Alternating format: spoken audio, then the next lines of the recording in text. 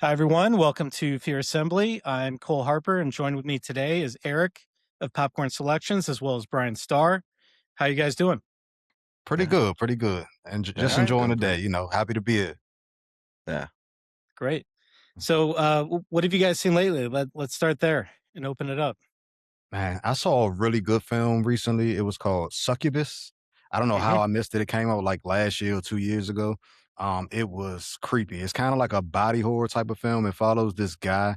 He's like separated from his wife. They're kind of having a hard time, but they have a new baby. So he's talking to his friends. His wife is kind of out with her friends and exploring the idea of dating again. So one of his guys kind of says, like, let me put you on this dating app. And he's like, no, dude. He's like, well, turns out I've already did it. So here's your profile. So he meets this girl and she's just drop dead gorgeous. So Hmm. he reaches out to her. They start to communicate, but then something is just off about her. And I'll leave it there. Man, it took me by surprise, dude. Like it was creepy. It was scary. Mm. Yeah. Yeah, All it's right. really messed up. Quite the title too. Succubus. Yeah. That reminds me of one that Chuck actually turned me on to called Match, I believe, and I think it's on Yeah. Tubi. Have you guys seen Yes. that one? It's Yeah, another that one dating was app. yeah. That one was sick. Yeah. Right. Yeah, so similar situation. There's people that get matched up. They show up at a house as if that's a good first date meeting spot, and you just find out that it's not quite what you would expect as far as the Right. first date goes. I'll just leave it at that. Yeah. But yeah, very over the top, very weird. Very similar in some ways to Barbarian, which we're gonna actually talk about a little bit as we get into this. But before we do, Brian, what have you seen recently? I saw the big one. The big block. I mean, there's so many blockbusters of the summer, but I was invited to the premiere of Steven Spielberg's latest film, Disclosure Day. Mm, So that's not necessarily in the horror realm, but definitely definitely a big one on the calendar for I think a lot of people. okay. And so, without getting any spoilers, what were your thoughts on it? Did it meet expectations? Was it fun? Was it scary? Was it more action? Like, Yeah. Yeah, yeah. I've said this before, but I wasn't raised on horror. That came later in my life. I was hmm. raised on fantasy and sci-fi and action and of course Steven Spielberg. And I still Hmm. have like all these memories of, watching Indiana Jones with my dad for the first time and, things like that. And I mean, I've heard mixed things, but Hmm. I personally absolutely loved it. I had such a wonderful experience. Some people tend to say it's a bit long. I I mean, once it was over, I was like, oh my gosh, I could have been watching more. And Hmm. I was in a very uncomfortable seat in this old theater in New York City, Mm. so I was like in pain half the time. All right. And I could have sat there and just continued. I felt like a kid again. Mm. But yeah, I mean, I don't think. Um, I don't think it's not scary. It's also not really like a big action film like a War of the Worlds. Hmm. It definitely feels a little bit more like E.T. in terms of just like humanity and another life form. Um, but there's absolutely action. There's absolutely some tense moments. The very Hmm. beginning of the film, you're just we jump right in, Hmm. and that's awesome. And to me, we hit the ground running. It keeps moving, and there's multiple times where I'm just like, wow, that segment of this film was perfect, and that happened a lot of times because Mm. Spielberg, he's Spielberg. So, yeah, this is to me what I said is this is I haven't seen this Spielberg in the sci-fi realm since Minority Report, which was I think Mm. 2002, 2003. So yeah, I'm happy. I've heard other people say complete opposite. But I don't know if you're a Spielberg fan. I think you're good. I think you're gonna love it. All right. And is this one that you'd recommend people see in IMAX or a standard theater? Like, what's the best Yeah, way to take this in? Because like with Christopher Nolan and Odyssey, like I have to see that in IMAX. Like I'm have to. I'm doing that no Yeah, matter what. But yeah, this yeah, one, absolutely. Yeah, I mean, it's Spielberg, right? So it's going to be huge. He's using every camera possible. He's putting that camera everywhere.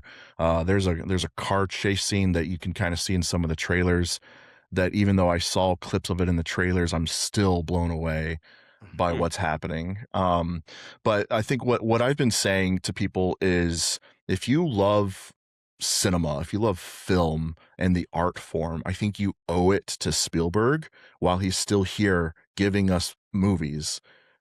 I think you owe it to him to see it on the biggest screen possible. This is not a TV at home movie. Hmm. It has to be. You need the sound. You need the screen. He's a dying breed when it comes to that world of filmmakers. So yeah, I mean, even if honestly, even if you don't like Spielberg, this is kind of one of your last opportunities probably to get a movie like this in a theater for sure. Okay. Eric, how about you? Have you seen Disclosure Day yet, or have it on your calendar? I have not seen it yet, but I am booked to see it on Saturday, and I'm excited. I can't wait. The moment I heard Steven Spielberg's name, I was already in. So it really didn't matter Hmm. what. He could have made a movie about flying cars. I was gonna be there. It doesn't matter. So it's Steven Spielberg. I'm gonna be there. But I was particularly interested in kind of like the viewpoint of the movie now, seeing it like society has changed, because there was a time where you talk about aliens and people say, well, you're crazy and this, that, and the third. But now the idea is like, it's almost like treated as fact now. So it's like, Hmm. how does that play into the film? Is that a factor? So there's so many questions that I have, and I can't wait to have them, answered when I go see the Cool. film. So to Yeah. to that point, what would you consider, whether you're of faith that there are Mhm, aliens or whatever out there? What are some of the best sci-fi horror films in your opinion that you'd recommend for people in general, whether they're well known or mhm. hidden gems, whatever you might want to discuss? One of my all-time favorites is called The Forgotten. I don't know if Hmm, anybody's familiar with that one. I don't know It that one. it follows a woman, right? Hmm. She wakes up one day, she has a kid. She believes she has a kid, but she wakes up one day to everybody telling her that she does not have a kid. In fact, she never had a son, Is this Hmm. right? She Julianne goes, Moore? yes, I believe Yeah. so. Yes. Okay. Um, Yeah. she goes to the pictures in her house and she's picking them up like, look, here's my son. And then the picture is just of her standing by herself or Mm. her standing with the guy that she's with. Right. So she's convinced in her mind and everybody's telling her she's crazy. She's crazy. So she goes on this journey to kind of try to prove that she had a son. Hmm. And it gets wild. Without giving away any spoilers, this movie gets crazy. So that's one of my Okay. all-time favorite sci-fi horrors. It's called The Forgotten. Hmm. All right. I'm not familiar with that. I'm gonna check that out tonight, actually. Brian, how Yeah. about you? What would you recommend in the sci-fi horror realm? Yeah, I have two for you here. One of my all-time favorite Danny Boyle films, Hmm. which honestly kind of starts out Sunshine. Starts out, just kind of pure sci-fi. But if you've seen the movie, we get into horror, and it's a wild ride. But yeah, you got Cillian Murphy, Chris Evans in here. Danny Boyle, of course, did 28 Days Later, as well as so many other films. But I really, really love this movie. The soundtrack is just as popular, I would say, or just as like well known as Hmm. the soundtrack in 28 Days Later. Maybe you don't know it, but once you hear it, it's like, oh my gosh, that's from Sunshine. Yes, of course. But yeah, basically the movie is similar to Project Hail Mary. The sun is dying, and there's a group of people who are going to essentially relight the sun. And Hmm. there's a sweet moment where I haven't seen it in forever, but I specifically remember Cillian Murphy talking to a kid, basically like, or how will we know that you've done it? And he says something like, one day you'll be outside and it's just going to be brighter. It's just going to seem brighter. Hmm. I don't know, there's something like really kind of special about that. But yeah, we're mostly on a spaceship for the entire run, Hmm. and it's just beautiful. But the horror elements is I'm really something. Because it to me it's almost a genre shift Yeah. from sci-fi to just maybe like full on horror. So I think that's pretty fun, Yeah. for sure. It's been a long time since I saw that one too. I remember I liked it, but I think it was pretty silly in certain parts, right? There was some like you had to, kind of put aside the realistic scenarios that these Mhm. characters were in and just kind of Of go along course. with the ride Yeah. to enjoy it. But yeah, I remember feeling like, okay, this is a pretty cool movie, and I personally like sci-fi, even if there's not a horror Yeah. element to it. But it's a creepy premise. As we say, we don't want to spoil the ending by any means, but it definitely takes you on a journey, so it's a fun Totally. watch. I totally Mhm. agree. Yeah. I wanna get your guys' opinion of some classic franchises in the horror sci-fi realm. So let's start with, Predator franchise. What are your guys' thoughts on that? I love it. I love Yeah? Predator. Like, you can't go wrong. It's like it's one of those films, like, you know what you're gonna get when you show up, but they Mhm. kind of have been stepping it up a little bit lately, but, like, the storyline and stuff, but the most recent one, I felt like it was a Badlands? little bit. Yeah, it Mhm. it was good. It was good. I enjoyed it, but it felt watered down. Like, when I Mhm. see Predator, I want him to show up and wreck stuff, you know what I mean? But it's like, when you when he's, like, the protagonist, you kinda see, like, the softer side to Predator, and I don't know if I wanna see the softer side to Predator. Like, no, like, let's chop some heads off, you know what I mean? So it's like, but, I like the Predator franchise. I think it's cool. Yeah. Alright. Yeah, I just rewatched the entire franchise, Mhm. Mhm. because, I was almost about to interview the director of the latest film, and then it fell through, but I just wanted to be, fully prepared because there was a few that I actually had never seen, Mhm. and then I also tagged on both the, Alien versus Predator films, Mhm. and it was kinda funny. It was kinda funny to see it's either you're either in a random planet or jungle that you've never been in, or you're in the city. And Mhm. even with the Alien versus Predator films, it's one or the other. And Mhm. I found that kind of interesting that we keep switching back and forth as well. But I loved them. Obviously, there's weaker ones in the batch for sure. But I think what we're doing with the new stuff is a lot of fun as well. Different takes Mhm. on the previous films versus just you're either on a Mhm. forest or Right. in the city. So either way, as a whole, though, I like it. I think it's a lot of fun. Yeah, and the special effects in the first one, I saw it recently for random Mhm. reasons, and it was kinda, fun to watch because 'cause you're like, "Oh, Mhm. man, this is cute." They're trying to have, this thing happen there and this Yeah. explosion over here, and it's just Mhm. obviously, we've become accustomed to, the best special Of effects, the course. best Yeah. everything, even a lot of, organic things from guys like Christopher Nolan, blowing up planes, for real, or the explosions in the James Bond franchises, I think, was the Guinness record of the biggest Mhm. controlled explosion for a movie. So, you brought up Alien versus Predator, so now you got to hit on your thoughts of the Alien franchise. Yeah. Yeah, of course, representing I don't know if you can see it, my friend, designed Yeah. Yep. this shirt. Yeah, it took forever for me to finally watch those movies again, just slowly getting into the genre. Hmm. At this point, though, I mean, that was maybe 10 years ago, but it's still just so new to me. But it's been a lot of fun watching them, and most recently watching some that I hadn't seen yet. And yeah, they're all fun, they're all great, and I really love the TV show. But that first film is just so I think perfect. Just small ship, small crew, and there's a bit of a mystery to it as well as what's going on. Hmm. I mean, it's just beautiful, and the fact that they were able to make that when they made it is really something special. Hmm. Mhm. Eric, are you a fan of the Alien franchise, and do you have a Yeah. favorite in the batch?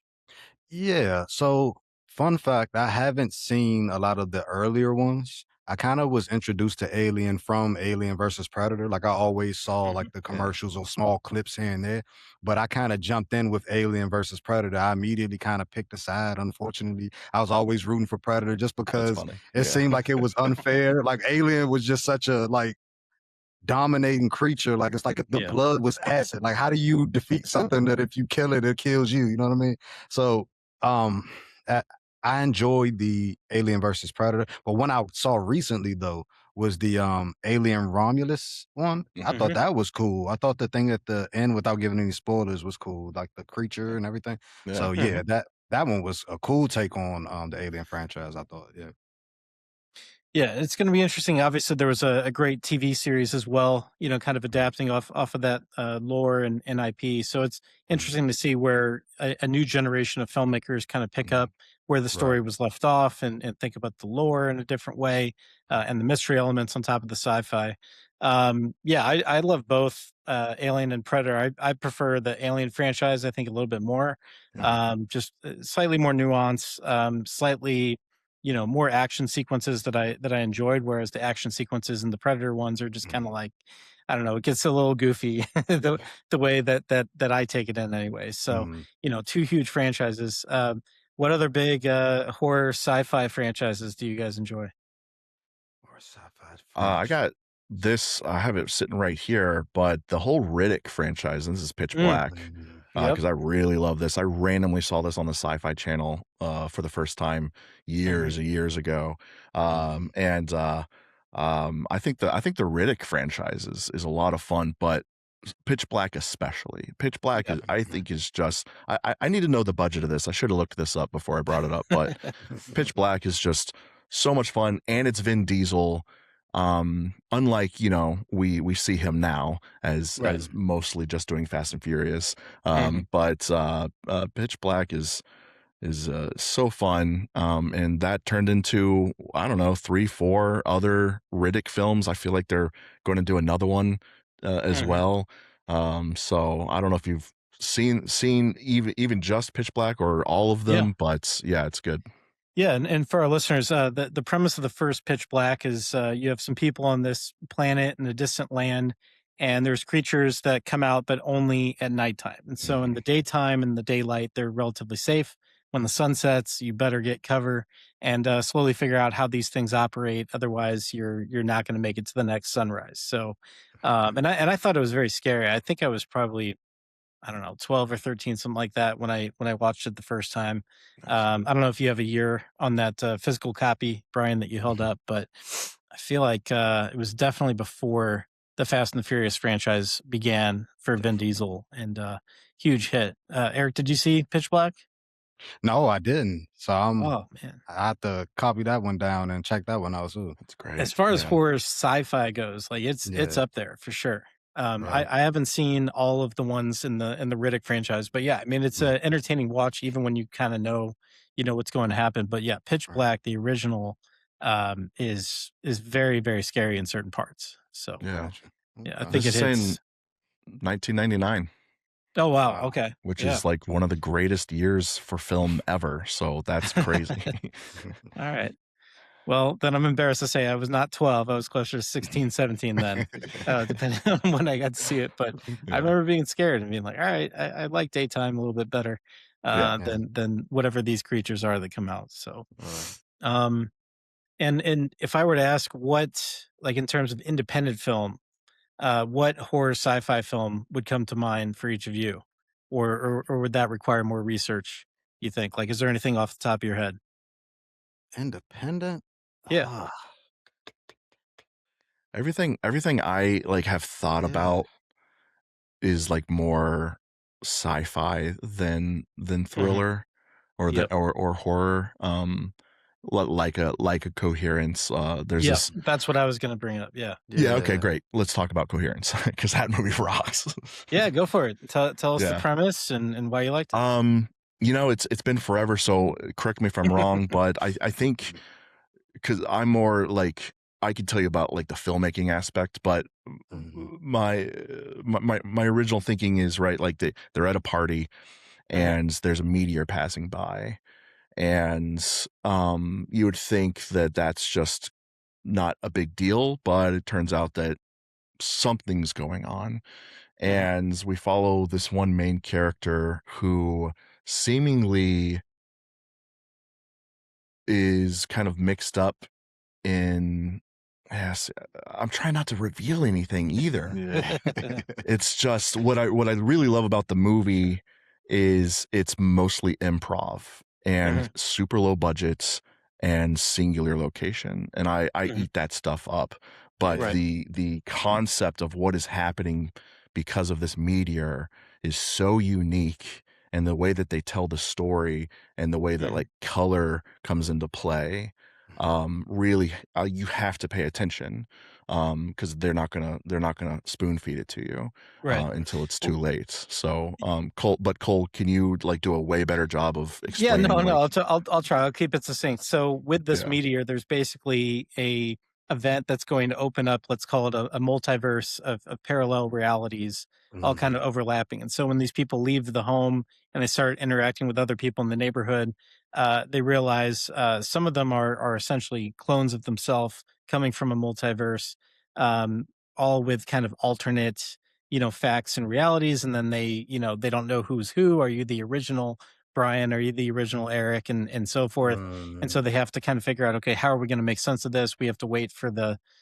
meteor to pass and then kind of like return to kind of our base world, so to speak. But to your point, it all takes place in this home in this small kind of suburban neighborhood. So you're not going to a distant planet or anything like that. It's kind of Mhm. like this craziness comes to you, and in this case, Yeah. it's a group of people at a party, and along the way you're learning about their relationships and the drama and the history, of who gets along with who, and why there's certain bad blood. But yeah, I mean, it's one of the great, low budget indie sci-fi horror films. Mhm. So that was going to be, my pick for sure. Yeah. Eric, any others So, that come to mind for you? as far as I don't know if this one is independent, but I'll bring it up Mhm. anyway. You ever hear of the one called The Astronaut with Lawrence Fishburne? Mm, yeah, I think Yeah. so. He I don't was know just that like one. on the cover in a suit. Is that right? Yeah, yep. Yeah. And it follow okay, so it's about this astronaut and she's like in space, but she has like this failed mission where Mhm. she actually crash lands and they have to rescue her, but they believe she may have been contaminated or come into contact with something that she shouldn't. So they kind of quarantine her in this beautiful house. I mean, if I'm gonna be quarantined, I want to be quarantined. It's like AI, a bunch of sliding door. The house is huge, man, and all she has to do Mhm. is just kind of sit back and just relax until they tell her she's clear. But Right. her body, and this is where the body horror starts to come in. She begins to like get these weird bruises and bumps and stuff just kind of coming up all over, and she begins to, I'm gonna say, hallucinate. Mhm. Um, Seeing figures walking by, knocks at the door, things trying to get in, motion detectors going off. Mhm. And without giving too much away, things just kind of go left, I'll say. So Mhm. yeah, that's a really, really good one. Nice. Yeah. What's help me out because I don't want to look it up while we're going here. But Mhm. what is the other Lawrence Fishburne movie that involves aliens where there's like two kids that they think they've uncovered something near like Area 51, I want to Yeah. say, and then all these Mm. researchers pick them up. Like that one was pretty good too. I I'm just think blanking it's on the is name it of it. The Signal? Yes, I Signal. yeah, think that that's sounds it. right. Yeah, Yeah, I love that movie. That's a Mhm. great movie. Mm. Yeah. Yeah. All right. Can I So ask a question? Real yeah, quick. Sorry. go for it. Anybody a fan of Signs? Yeah, of And talk course. about alien. That's old school M Night Shyamalan, of course. I'm a fan of movies, and I Hmm. think it kind of is linked to like coherence, where things start out normal. You're in like a normal environment, like a dinner or just at home, and then all of a sudden things on the outside are like going crazy. So it's like they're Right. being drip fed information. It's almost like you're living through it with them. It's not like you see everything that's happening, Yeah. but you're seeing it through like this very small lens, and it just does, especially with alien films like those. Hmm. To experience it that way, like Yeah. when they finally see, well, I'm not gonna go into that part, but I love that movie, man. I just want to know any fans of the movie Signs, Mel Yeah. Gibson. Yeah, Yeah. and I think it also plays into obviously most of it takes place on the farm, so that you feel kind of isolated, like you're on your Right. own. You got to figure out how to defend yourself. Do you just hide and lock the doors and wait, for this event to pass? Do you go Right. out? What do you do? And then obviously it ties into Mel Gibson's character's Mhm. history, right, Right. as a priest, I believe, and Mhm. and the loss of his wife early on in that movie. So yeah, I mean that was a nice, one of his first big hits, Yeah. right? That led to the many other films like The Village and so on. But yeah, I think I agree with you that those types of stories of like, okay, you got this family, Mhm. everybody's likable, and now you have this external event happen. What do they do? I think that's a Right. very relatable formula. Yes. So, Brian, are you a fan of Signs? I'm the biggest M. Night Shyamalan fan on TikTok. Oh, okay. Oh, that is What And what does cool. that mean? I will die Like on you're the just a hill of truther? Shyamalan. I will die Okay, on the so hill of Shyamalan. do you want to talk about The Happening being the best movie of all time? Yeah. The Happening. And what's funny is like that's not even the worst one. Yeah. I think everyone can agree it's Avatar or The Last Airbender. Mm, But yeah, the whole reason I got into filmmaking when I was 12 years old is because of Unbreakable. mhm, So I owe Shyamalan everything. You can see Lady in the Water right here. This is mhm, a Japanese kind of booklet for the movie signed by Bryce Dallas Howard. mm, But I love Shyamalan. And I think he's a master. I think he's in his B era movie, and I think it's on purpose.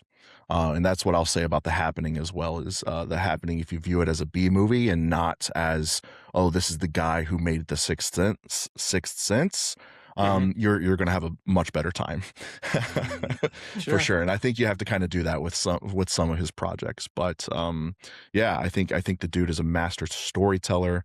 Signs is a great example of his use of off-screen space and making you scared of what you can't see. Mhm, And I think that's huge. There's this moment where they're inside the house and you hear something outside of the house, and all the camera is doing is just panning the wall of the Mhm. house as you hear something outside moving around. And mhm, that's scary, and you don't see Yeah. anything. And I mhm. just think Signs especially, man, it might be his best one. Sixth Sense obviously is absolutely up there, but Signs for Yeah. sure. Yeah, Yeah. the scariest part of Signs as I rewatch it, today is seeing all those glasses of water around the house, Yeah. looking around my own house, seeing my kids leaving cups everywhere, my wife leaving plates by the sink, saying, "All right, time to do dishes. Let's do Yeah. it." But Hey. but yeah, for people that have seen Signs, you know what I'm talking about. We don't want to give too much away in terms of the implication of these glasses of Uh-huh. water, Yep. but um, yeah. So Cool. moving on, yeah. I'm sorry. Funny story. I Yeah. leave a lot of water bottles around my bedroom, and my wife always gets on me about it. And I always use the line. I don't think she picked up on it yet. I always say it's contaminated. Like, and I just walk off. Dude, like I don't think she picked up on it though. But yeah, it's a funny That's story. awesome. On Mm, my keychain, I have a baseball bat, and it says "Swing Away" on it. yep. Oh, Yeah, Mhm. love it's that. a nice little nod. If people see it and get Mhm. it, Right. Yeah. then you're my friend. Exactly. Right. Yeah. All right. Do you remember, Brian, as a trivia question, how long the home run was on the Oh plaque? How many no, feet? no, that's good. No? No, do you? Mm. All right. That'll be I don't remember. It Yeah. was only like 480 or something like that. I say only because the record, according to the MLB record books, is like 620 feet. Mhm. And that's not been done even in the steroid era, I Right. should say. And ESPN with their distance tracker, and you can see some of these YouTubers with like metal bats and stuff Right. trying to Mhm. break the record. And you cannot hit a baseball 630 feet in the air. That's You just crazy. can't. Wow. Yeah. Maybe Sheesh. wind blown out in Coors Field or something like that, but Mhm. yeah, haven't seen it. But Yeah. all right, back to movies though. So we hit on some sci-fi films. How about just mystery? Whether it involves sci-fi or otherwise. Eric, I'll start with you. What are some of your favorite horror mystery films? Okay, so I have two. My All right. first is Shutter.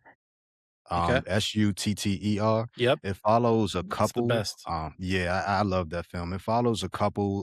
The guy, he's a photographer, and him and his girl, they kind of move to Tokyo, and some type of weird accident takes place. I won't go into details about what happens, but right after that, he starts to see strange figures pop up in all of his photos, and some weird paranormal things begin to happen. And I'll leave it there, but if you haven't seen that, I think it's from like 2008, I want to say. Hmm. That one is really, really spooky. And there's one more. Um, Sinister. Okay. Sinister. Love the movie Sinister. Hmm. That's one of my all-time favorites. Sinister follows a horror, I would say in what would you call it? A horror investigator, a writer that Hmm. investigates horror. I don't know. The term is escaping Paranormal me. investigator. Yeah, okay, we can go with that. But he He writes about it. Like he's an Yeah. author right, essentially. right, Yeah. exactly. He's an author, and he moves to a new neighborhood, and Mhm. he comes across this box of tapes, and on each tape is a gruesome unaliving, I'll say, and Mhm. it leads him into kind of like a new investigation to figure out who this person is that is doing this to these families. Mhm. And I'll leave it there. But this one, it gets crazy. Yeah. Yeah. So. Well, and I'll interject. I've read all these studies on social Mm-hmm. media and Reddit and places where Sinister is apparently the scariest movie of all time. You know, based Yep. on like a heartbeat Yep. measurement of random audiences seeing things for the first time. I Yes. don't know. I don't necessarily. I like it. Is it the Hmm. scariest movie of all time? Not for me. I don't know. Brian, Yeah. what do you think? Yeah, I got a pretty good story with that movie. So growing up, I was a big fan of Scott Derrickson, and it's mainly just because I grew up in the faith, and Scott Derrickson as well, and you can kind of see that theme in a lot of his movies. So I wanted to support the guy despite being absolutely terrified of his horror films. Hmm. Hmm. So I did, even though I wasn't into the genre just yet, I did go see Exorcism of Emily Rose in Hmm. the theater, and about died, even though it's mostly just a courtroom film. Hmm. um, but so yeah, I want to support him, so I rented Sinister, Hmm. and without spoilers, all I have to say is this is the lawnmower scene. Hmm. And I received a text, the phone sitting next to me, and I Hmm. looked down, and that text saved my life because what happens in the Hmm. lawnmower scene happened. And I immediately looked back at the TV and I was like, oh my gosh, what did I miss? But I know for a fact that if I would have kept staring at that screen, because that lawnmower just keeps going and going and going on purpose, Hmm. I would have died. I would have had a heart attack. I has to be like one of the greatest jump scares that I never saw, and I'm so Okay. glad. Yeah. But But so yeah. something was happening in real life involving a lawnmower. Like I wasn't quite following like how the Mhm. text. I understand the text distracted you from seeing Mhm. that scene. What was Yes. happening in real life that helped protect against, or are you just talking about your reaction to seeing that scene in the movie? You were Yeah, protected by so not watching it. All the right. the text distracted me from the actual jump scare. Mhm. Okay. Got it. So as I look, All the right. thing happened on the screen, the noises Mm-hmm. and the visuals, Yep.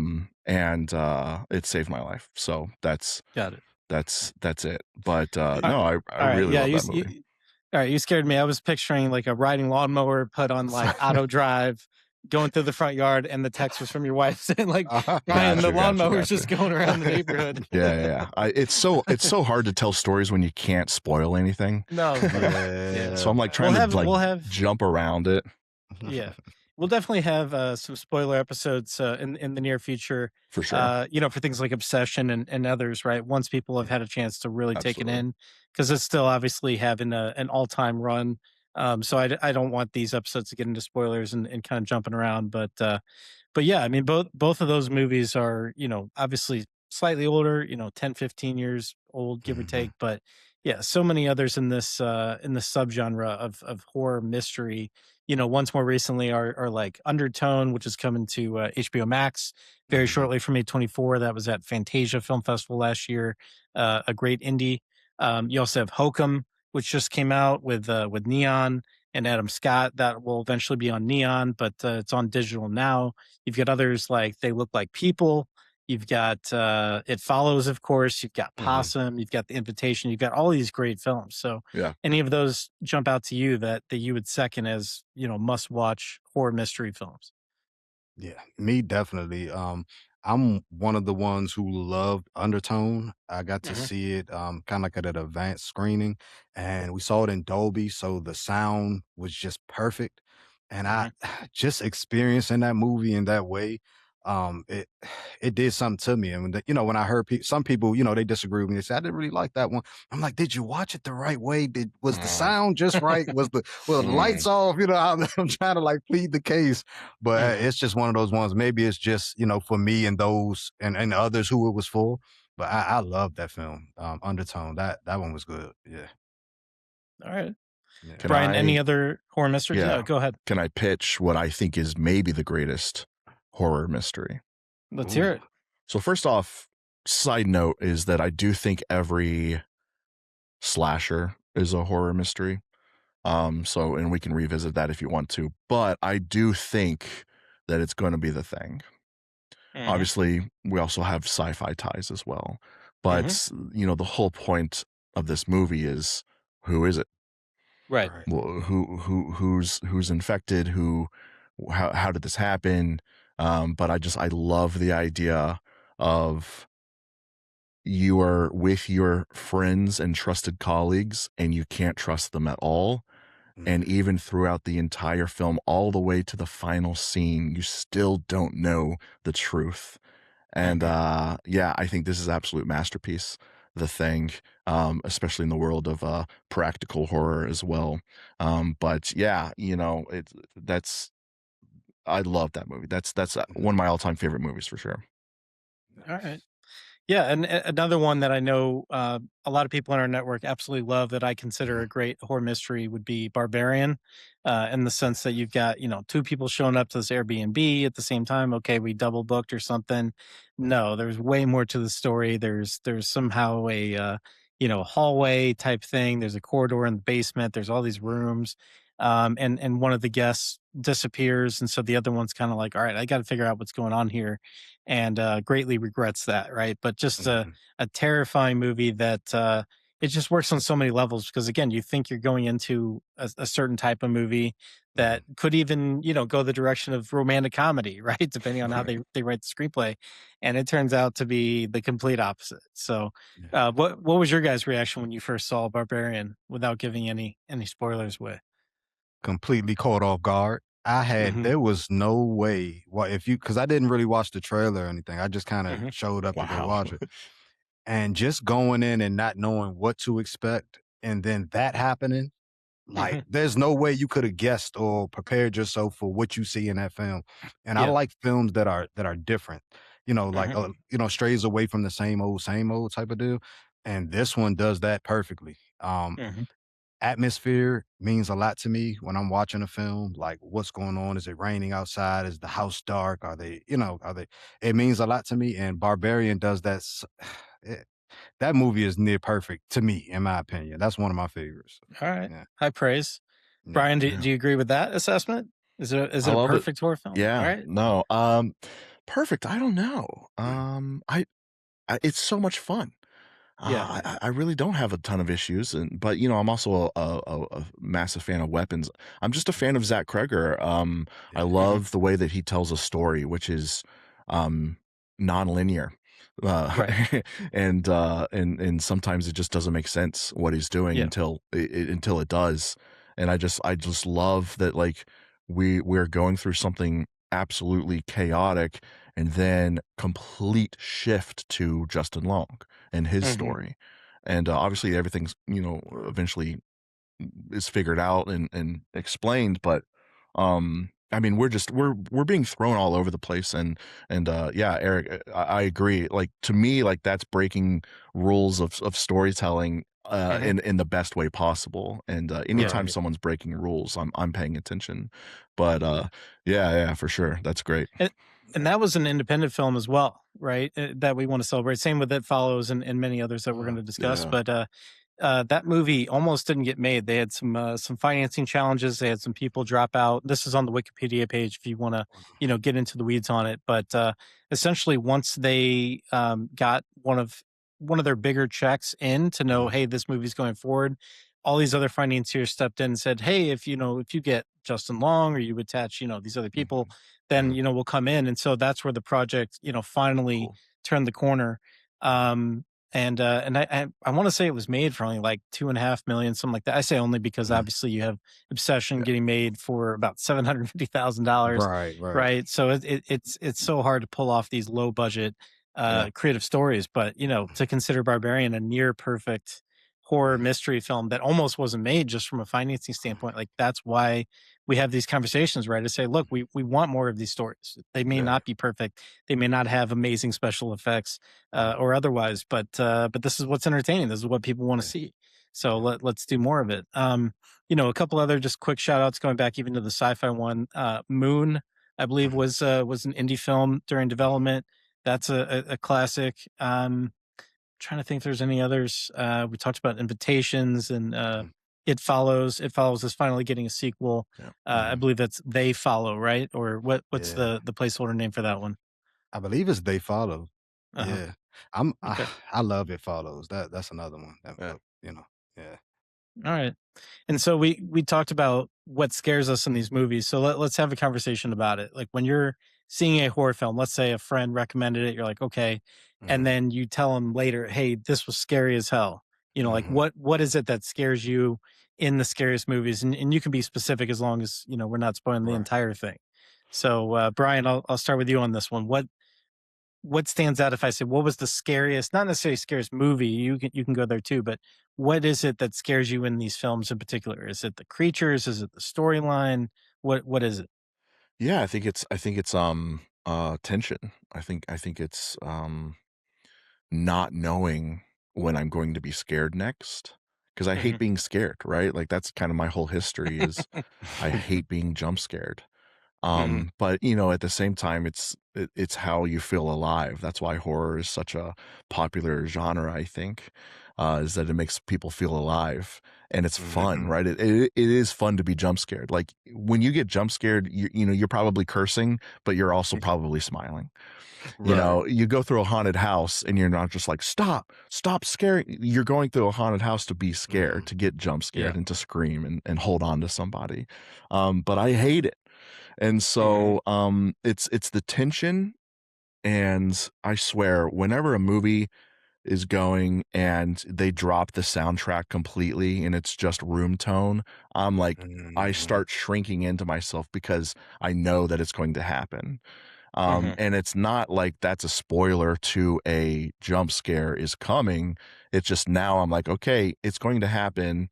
I just have no idea when. mhm, And so movies like Hokum, where it's just like it's almost like the jump scares aren't really jump scares. It's just you don't know when when something's going to happen that is mhm, scary. And there's multiple moments in that movie where I like at the very beginning of the movie, you have Adam Scott sitting at his computer and he looks up and there's just like something in the corner. mhm, And of course I won't explain any further. The moment that shows up, I'm like, okay, here we go. Let me dive in. yeah, And there's really it's mhm, it's really like what happens is really not a jump scare. Nothing's happening. It's just the tension that is built, mhm, the lack of sounds, and just great camera placement and editing. Because that's mhm, all it is with that specific scene is you have a camera looking one way and then a camera looking another way. And they just mhm, go back and forth and yet something is there and then it's not and then it's there, and that's just a great simple reveal and it's effective every single time. So yeah, it's really it's creatures and things like that. Like that's not really what scares me. It's really the fear, and I said this when I talked about obsession. It's the fear of the unknown and just mhm, not knowing what's about to happen. mhm. So yeah, that's my thing. All okay. right. How about you, Eric? What Oh, scares you in the scariest horror films? got you. Well, it's a combination of things, and I touched on two of them earlier. The first one, I'll mention it again. If a movie has atmosphere, and what I mean by atmosphere is if something feels wrong before anything happens, like we opening scene, Hokum, movie appears, you see your first character, and immediately something just doesn't feel right. I'm like, oh no, nope. Mhm. Why are we sitting in the dark? No, it's immediately a red flag. So that matters to me. Another is the storyline, like we mentioned about like weapons and barbarian. Um, when you're a person who watches a lot of horror movies, it's Mhm, kind of hard for anything to catch you off guard because a lot of times a lot of people follow the same type of tropes and mhm, you open up the refrigerator and you close it, somebody's there, that type of thing, you know what I mean? So it's very hard to surprise us anymore. So when a movie comes in and it has a story that completely flips the rules on their head and goes in a completely different direction than what's expected, that Mhm. immediately terrifies me because there's nothing scarier than not knowing what's coming next. Like if you can Mhm. see something coming, you can prepare yourself and break. But if you don't know, if Mhm. you're here and then all of a sudden something's here and it shouldn't have been there, and you know, the unexpected is terrifying. And if all else fails, if a movie does not have atmosphere, it does not have storyline, Possession is going to get me every single Yeah. time. Mhm. Every time. There's a movie called The Possession. I want to say it came out in 2010, 2012. Don't quote me on that, but it's called The Possession. It's about a little girl. They go to a garage, kind of like a yard sale. She finds Mhm. a box. I don't know why the father decided to purchase that box for her. Everything is wrong with the box, but Okay. long story short, she gets possessed, but it's different. It's not Mhm. like your typical uh green pea soup spitting out, head turning. This thing gets wicked. It's deep, and there's one scene without giving away too much where they're in an abandoned not an abandoned hospital, but a hospital nonetheless, in a room that's abandoned, Mhm. and she's standing there, and there's a red light blinking over her head, and she says, "Is there's a repeated phrase." And she says it over and over again, almost as if she's like she has a tape recording of herself, the exact Mhm. same pitch, exact same tone. It freaks me out. Brian Okay. mentioned earlier Exorcism of Emily Rose. You know, that's my all-time scariest movie of all time. We talked about it Mhm. before. Oh, that's awesome. Yes. Yeah, All so right. Possession, it'll get me every time. Yeah. Okay. And while we're on that topic, I mean, Brian, what do you say is the scariest movie of all time for you? It was pretty easy for me to say Obsession was the Hmm. most scared I've felt in a theater in a very long time. So that's like a quick, easy off Yes. the top of my head. Hmm. Um, Man, I would have to think about that's a Yeah. question that needs preparation. I need to look Yeah. at my movie collection to be reminded. Mhm. Sure. 'Cause Yeah, yeah. my go-to when people would ask is always like The Descent. You know, Mhm. I thought had a lot of scary elements to it, but it's unique to everybody, right? And Yeah. like, for me, I was scared of like sharks and spiders and monsters, and I'll share something with you guys because I want to see if you can relate to this in a second. But things like Obsession, I didn't personally find terrifying as a film. Like I think Mhm. it's a deeper psychological horror film. It's very, very well done. I think it's must watch for anybody that loves horror, Yeah. even beyond the successes and the indie, of it all. Um, but again, if you're looking for something that's going to scare you, it Mhm. has to be kind of custom tailored to, Yeah. what scares you, right? And like for my wife, it's a vampire. So for her, Sinners was terrifying. And I was like, that's not, that scary of a movie. There's a music Yeah. video, taking place in the middle of it. Like, it's a good film. It won all these Oscars for a reason. Yeah. Right. But yeah, I think it's definitely personal. So I want to ask you guys about this because I don't remember the name of the creature. You can look it up Mhm. as I'm telling the story here. But there was, do you guys remember like the Ewoks and some of those types of stories with like the little creatures from? I think that they were also there was overlap with Star Wars Mhm. to a little bit, but it was originally on TV. I want to say it was like a TV movie called Mhm. like Ewoks Caravan of Adventure, something along those lines. Mhm. And these people, they're trying to find, I think it's a cure for one of the sick Ewok characters. These are like little stuffed bears basically running around Mhm. with kid actors, I think, playing them. I don't remember exactly how they filmed it, but they eventually get to this cave in the side of a mountain, and they go in to try to basically rescue these kids as well that got taken by this monster during their journey, their caravan. And the monster in this cave is, I don't know, 130 feet tall. It's basically like a Bigfoot slash Godzilla type thing Mhm. that, could eat you, could stomp on you, could pick you up and throw you. Like you can't beat this thing. But on top of that, to be stuck in this cave, Right. where there's nowhere to go, Mhm. right? And it's banging its fists on the walls and stuff. And we'll put a graphic on the final podcast video for Mhm. our viewers just to give a visual to it. But do you guys know what monster I'm talking about at all? And if not, Yeah, I'll look it up. it is Star Wars. It's Caravan of Courage, I think, or something like that. Yeah. Mhm. I have it. I have it on DVD in my Star Wars section. There you go. But yeah, What's it's the not name of this monster? Because I remember yeah, I read the name and I was like, couldn't I don't tell you. remember. But Mhm. yeah, All right. yeah, Well, we'll yeah. give the visual, and I think for anybody that saw this movie as a kid like me, you'll know, okay, this monster was one of the most terrifying things. So I would That's be like awesome. in my backyard, playing catch with my dad, and I would just picture in my mind this huge Yeah. monster coming over the trees. Where would I hide? Where would I, which bush would I, go and dive under, type of thing. But yeah, that thing scared the crap out of me. That's Mhm. awesome. And I think it's one of the most terrifying monsters in the history of film, to be Yeah. honest. And so anyway, I was gonna throw it out there so you guys can make fun of me because I know for you, like if I were to say the Meg, right? Like that's more of a horror comedy, right? But still, Right. in real life, I think a 70-foot great Oh, white yeah. coming at you is Oh not yeah. fun. So Right. yeah. For sure. No, All right. absolutely. Yeah, I think there's like I think back of like when I was scared of creatures or whatever, and I feel like there's a lot of stuff in um oh no, I just lost it. Neverending Story. There's a lot of creatures in Neverending Yeah. Story that freaked me out when I watched it as a kid. A Which, lot of scenes, which of course, with ones? the horse as well. So yeah. Yeah. Yeah. R.I.P. to Artex. So yeah. Yeah. Which creatures in that scared you?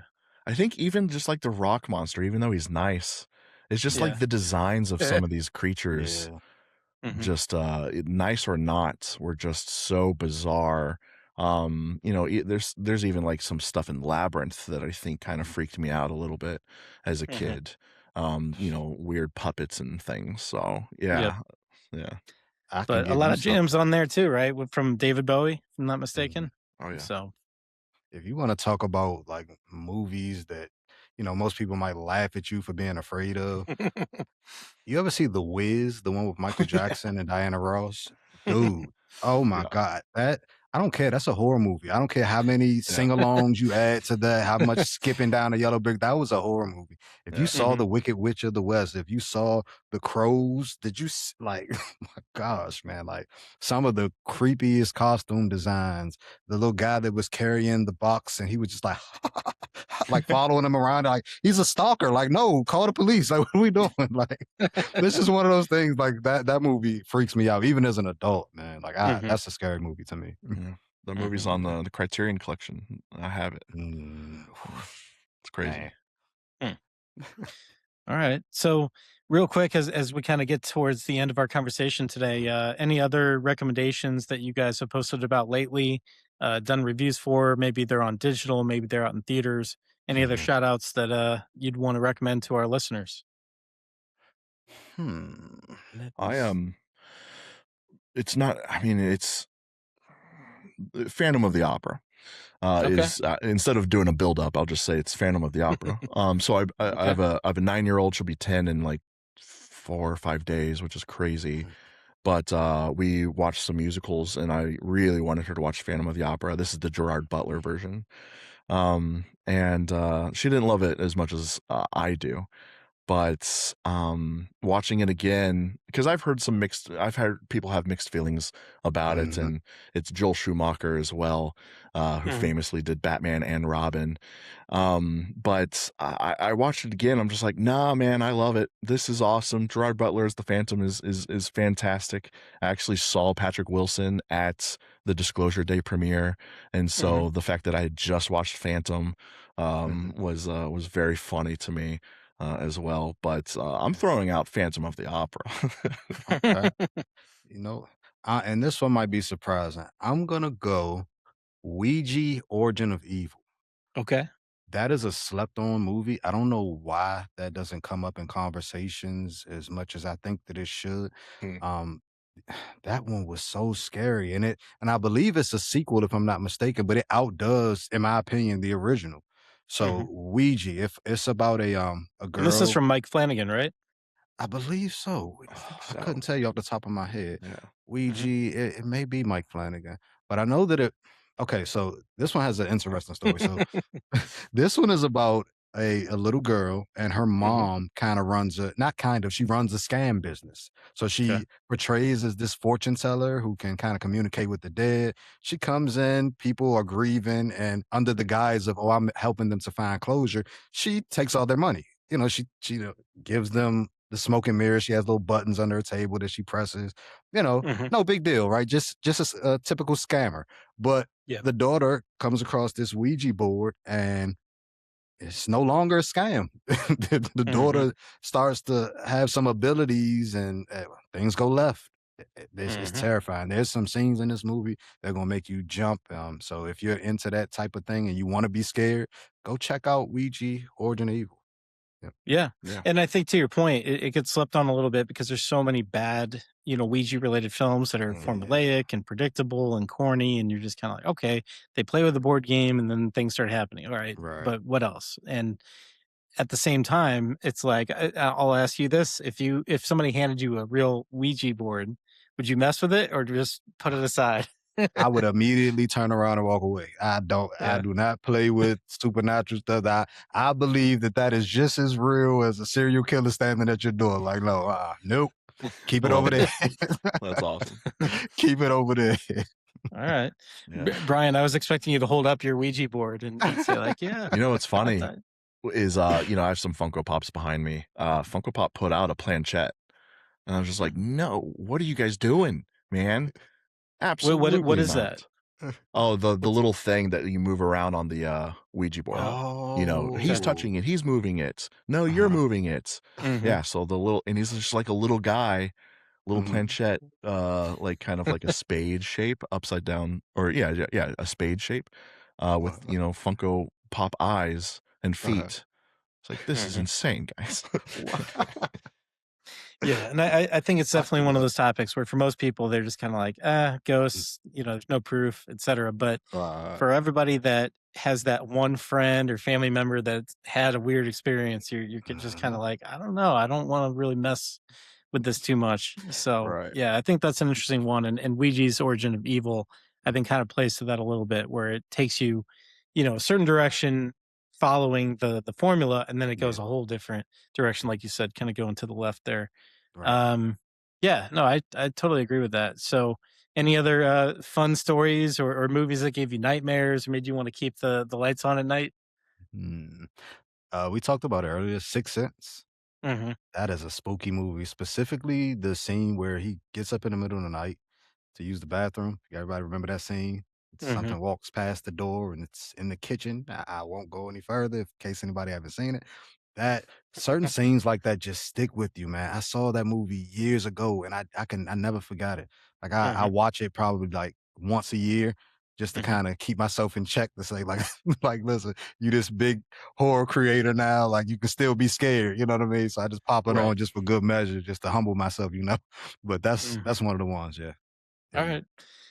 Well, I finally watched Keeper the other day. This is from Neon. Osgood Perkins. And Yeah. yeah, Osgood Perkins, of course, directing. And I personally enjoyed it. I've Good. read all the divisive reviews online, but I think if Mhm. you like folk horror, it's a pretty good one. It's a pretty fresh take. Don't go in expecting it, to blow you away by any means, but Right. it's entertaining. It's got mystery to it. And I think the payoff, it doesn't quite, it's not a 10 out of 10 landing, but Mhm. it makes you feel like it was a investment of time worthwhile. So I Yeah. was glad I checked that one out. That's streaming in the US on Hulu. I'm Mhm. sure it's available abroad depending on what territory you're in listening Mhm. to this. Brian, any other things that you've seen recently you want to shout out aside from fan of the opera? Yeah. So first off, real quick, Neon had a sale on their website, and it was Hmm. buy one get two for free. Interesting. And so I bought 6 movies, but one of them is Keeper, which I had not seen. But I bought it Mm. just because it's Osgood, so I want to make sure I get it in the collection. But no, I was about to go see Backrooms again this weekend, and then I just realized that The Furious is out in theaters, and Mhm. that's an Indonesian action film that is supposed to be as good as a movie called The Raid. The Raid Mhm. Redemption is the full title, which is one of the greatest action movies of all time. Mhm. And so I texted my friend. I was like, "Hey, instead of Backrooms again, we should probably go see The Furious because this Yeah. movie looks insane." Yeah. I'm just going to shout that out because I don't know who. Like, I don't. I think I forget who's behind it. I forget who's the distributor, but it's one of those just like I don't know if it's like majorly produced or distributed, but I want more movies like that. So I need more Mhm. people to go see this, and I will Yeah. absolutely be giving them my money for sure. Yeah. Great. Well, we'll look forward to your review next week on that. So Definitely. I think that that pretty much wraps up today's conversation. So want to thank the listeners again for joining. Make sure to like and subscribe and let us know in the comments if there's any topics that you want us to discuss. If you want to get these episodes right away, join us on Patreon. Otherwise, they will hit our YouTube and our Spotify and other channels about a week following the Patreon release. So thank you again for your support. And thank you, Brian and Eric, today. And we'll be talking more soon. Thanks, everybody. Of course. Right. Bye.